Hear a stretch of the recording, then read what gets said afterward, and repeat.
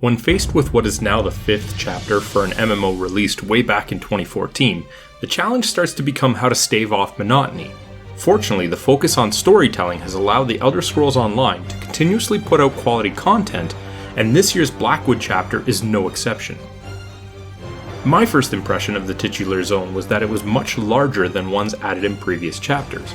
However, lacking the verticality of last season's offerings ultimately meant the same amount of running room that we have become accustomed to. The zone itself is also very visually appealing. Clearly there was no change made to the graphics engine or anything like that, but it never felt like just a retread. It's not like a swamp or a ruin is a new setting for the game, but it does successfully feel like something unique to this release. There are, of course, the standard cookie-cutter activities that will be just fine for fans, but do nothing to change the opinions of those who have since lost interest. The checklist of new sky shards to hunt down, delves to explore, and world bosses to defeat is almost too systematically marked off. When it comes to overworld activities, there is always one that is unique to each chapter.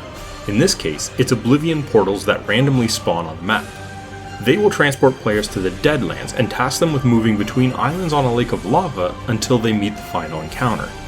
This marks the first time in the game's history that you need to hunt down an activity rather than just follow a marker on the map, and honestly I like the dynamic nature of initiation, but once inside, it just feels like another public dungeon. The new companion system might just be one of my favorite additions to the game since launch. For players who walk alone in Tamriel, it provides a lot of help. You will unlock 2 by way of quests, and they have their own personalities, stories, and loadouts for both skills and companion-specific equipment. I've been focusing on Miri, as her expertise passive has a chance to find additional loot when opening treasure chests. The one annoyance I have with the system is that opening the companion menu involves pressing the overly used interact button when highlighting them. I've lost count how many times I've inadvertently opened the menu when trying to jump or loot something. They also have a rapport mechanic that changes based on specific actions. For example, Miri does not like the use of the Blade of Woe, but loves completing Fighter Guild dailies. Increasing this rapport will unlock further story quests for the companion, so there is still a good reason for players who don't need the help to still utilize them. There isn't too much I can say about the story that wouldn't potentially creep into the realm of spoilers. You find yourself in Blackwood investigating the disappearances of some political counselors that seem to be the work of the Dark Brotherhood, and ultimately leads to your unraveling the manipulative schemes of Mehrunes Dagon. What I can say is that the 7 main story quests will take approximately the same 15 or so hours to complete as all the previous chapters.